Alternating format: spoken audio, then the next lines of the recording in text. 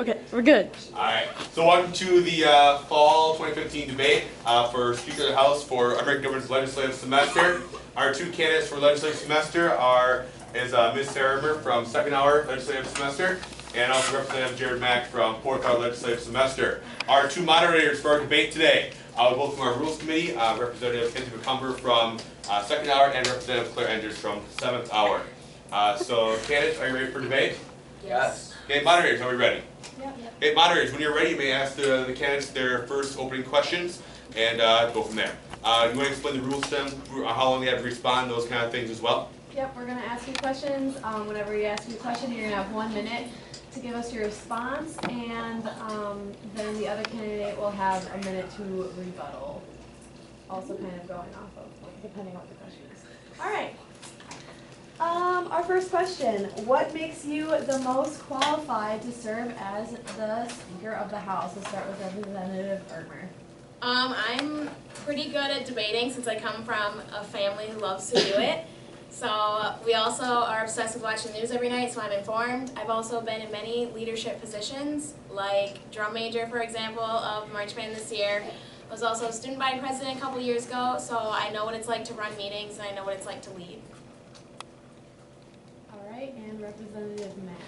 I have been in FFA now since 8th grade, and as a freshman I was able to run as an officer, and I was able to get the position of a vice president. So now I have been a vice president, this is my second term, and I have been able to help run meetings and be able to understand of how to properly run meetings. We also have speaking contests in FFA, which I participated in parliamentary procedure last year. So we had the whole officer team participate in running a meeting for competition. So I think since my overview of running meetings and leadership positions, I'd be a good. Okay, so you're both declared as Republicans. How do you plan on fairly serving Speaker when there's a Democrat majority as Republicans? Representative Mack. As Speaker, since it will come down to a Republican being Speaker, I think it's only fair that when we get into our big debate that we go every other, as in Republican then Democrat or Democrat Republican. Either way, I think it has to come down to a fair way of doing things. Just because I would be a Republican, you can't just totally go against everything that Democrats say or anything. You gotta still do it fair. I think if you do a Republican debate and then you do a Democrat debate, either way, it should still work out fine. If I'm Speaker of the House, the way I will set up things in the big debate is that I won't do it whether it's Republican or whether it's Democrat, because I don't really want to focus on parties at all when I'm choosing. I'd rather focus on the more controversial ones, because that's what people know, that's what they hear every day when they watch the news, that's what they're more passionate about, and that's what people want to hear. All right. What should the government focus on, economic or social issues? Well, even though I'm declared a Republican, I'm very democratic with my social issues. I feel we should kind of focus on it in the government, but the fact that we have such a large deficit, we need to start focusing on Republican views to close that deficit, close that gap, and we need to start saving money, so I'd say more Republican economic more than social. Yeah, I think that since we're in debt, with billions and trillions of dollars in debt, that we gotta start doing something. We gotta go out there, and we can't just keep on spending money. You just can't do that anymore. There's so much money in debt. You just gotta go out there, and we got go around and sell chocolates to your neighbors if it's what it takes.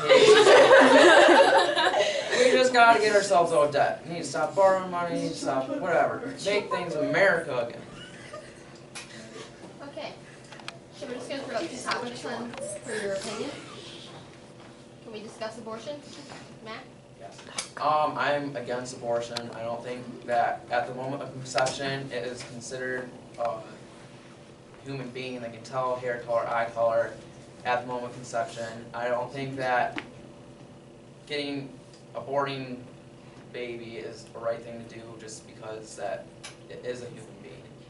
In cases of rape and incest, that's still not good way to abort the baby. I still think that they should have the baby, but there's other options. They could be able to give it up for adoption. I just think that abortion is wrong because it is killing people. I'm not really for or against abortion. I have heard many arguments talking about how if it is in a case of rape or incest, there's still no way to prove that those activities, like the father, say, raped the woman, there's no way to tell if that personality trait is in genetics, so even if you do have that kid, they could turn out the same way their father did without meeting them. There's no way to prove that yet, that's one argument. But I feel like people should have a choice. I mean, whether you don't like it if people abort or not, you shouldn't take that right away from the mother in any way.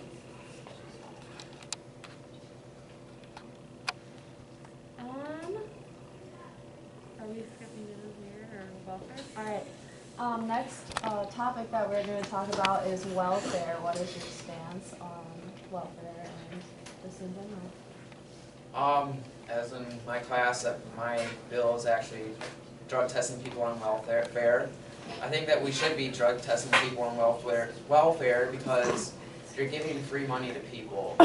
They should not be going and start putting it towards drug addictions. That's not right. Taxpayer dollars, many hardworking families are paying their taxes and doing everything correctly, and then you go give the money to people that can't support themselves, which is fine. But then when those people that can't support themselves are either on drugs and are not supporting their families because of their drug addiction, that's not alright.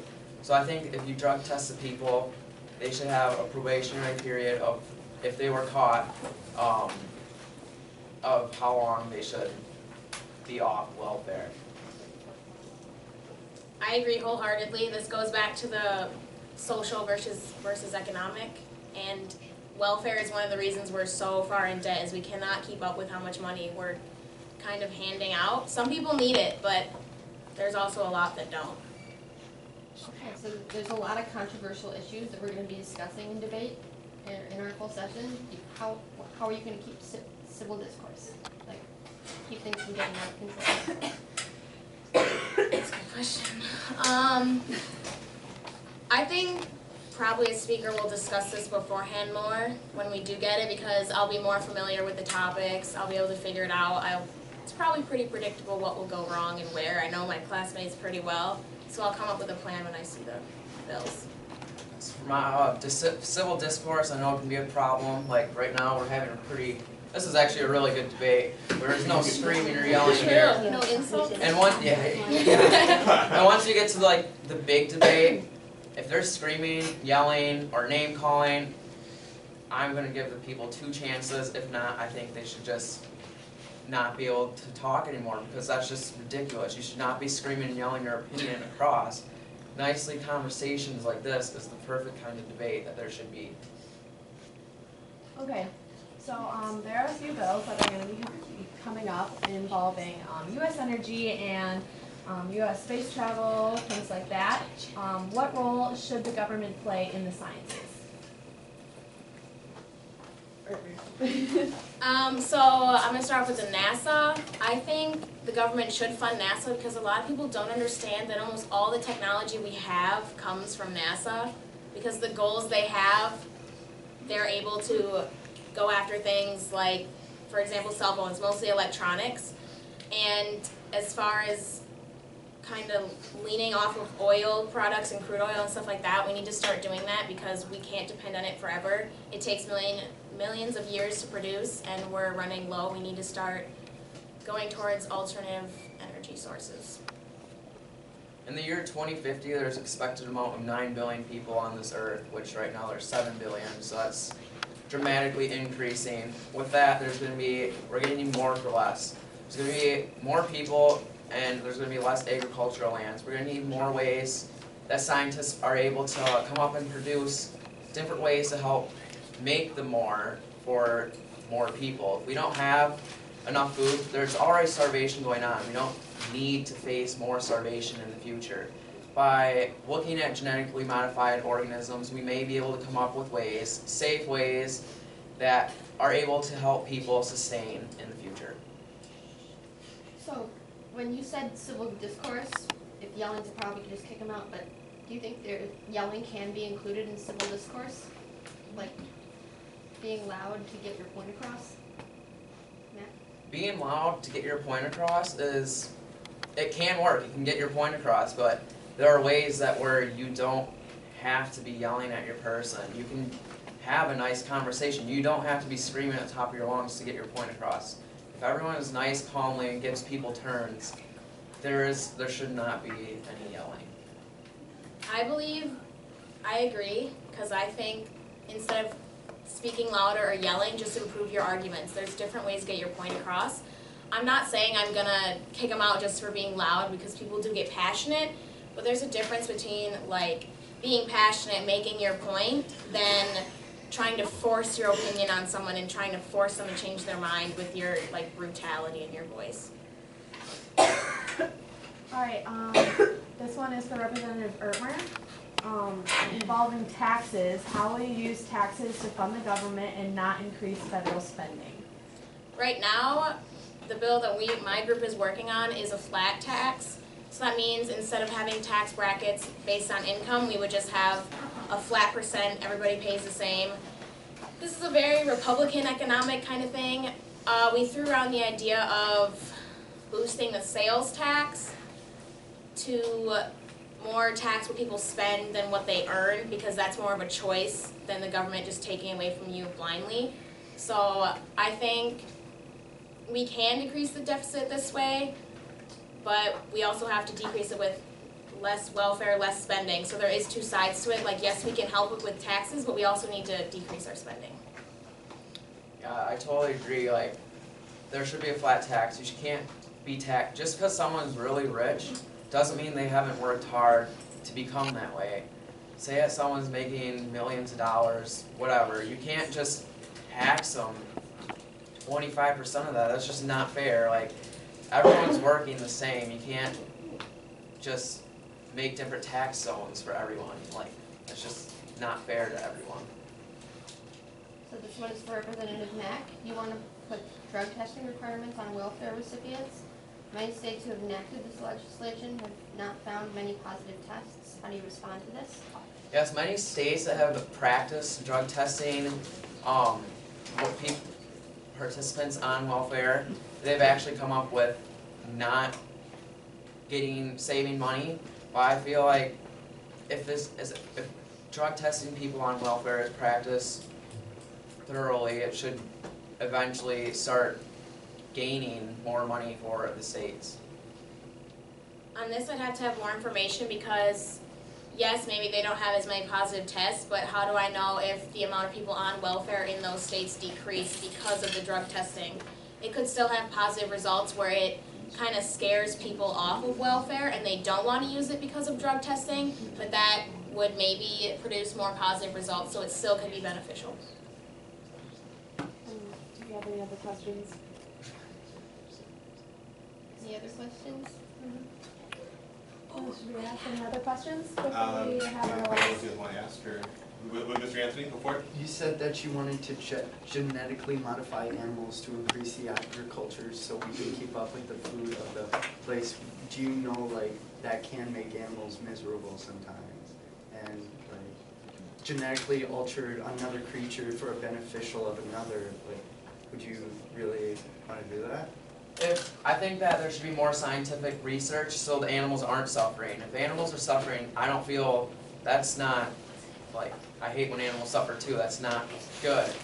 So if, like, scientifically proven that they aren't suffering, I think that would be a great idea to enforce, or not enforce, but use GMOs. Are there any questions from our audience today? Van Where do you stand on gay and LGBT rights for marriage? Either. I think it should be, I don't think it should be outlawed because it is a choice, and that shouldn't be just like abortion. You shouldn't just take someone's choice away, it's their right. So I mean, I'm all for it. Do what you want with your life, love who you want, I don't care.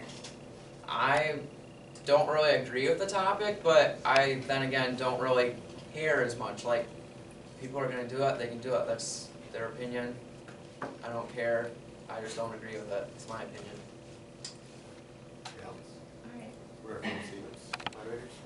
Okay, for our last question for you guys, why should your classmates vote for you? Starting with Representative Bertmer.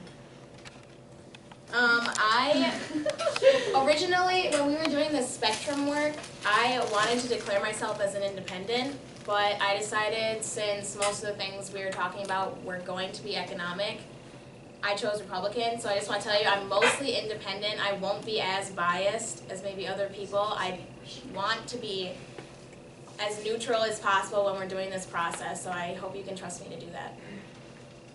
With my experience through FFA, just getting the organizational skills and how to run meetings has really helped me out in this class. It all ties back into when I did parliamentary procedure, and I think that just by knowing how to do that stuff, that's going to make our end of the year debate so much easier to help make things go smoothly. I also think that getting my vote together, we can make a difference.